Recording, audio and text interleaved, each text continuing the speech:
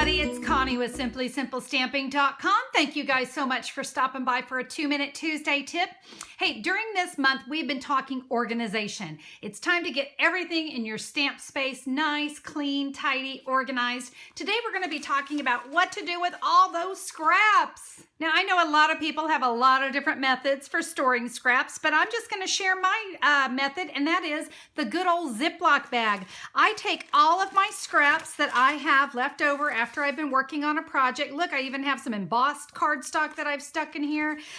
There's also some card bases. You know, when you cut one, you get two. So I keep all of those stored in a Ziploc bag. I store all of my cardstock in hanging files. And what I find works best is I just take that Ziploc bag, I store it right there with my remaining cardstock.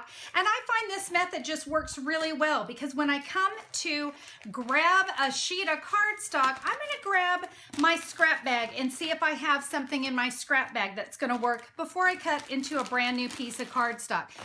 The other tip I want to share with you is what size scraps to keep. Now, again, this is a personal preference, but I don't keep anything smaller than, maybe about 2.5 by 2.5. I mean, at least something like that I might get a punch or something out of, but I don't keep those little teeny tiny scraps. I just find that they tend to take up space and they never get used. All right, well, that is your tidying up tip for today. I hope that that helps get you organized, and we will see you guys next Tuesday for the next 2-Minute Tuesday tip. Have a great day. Bye-bye.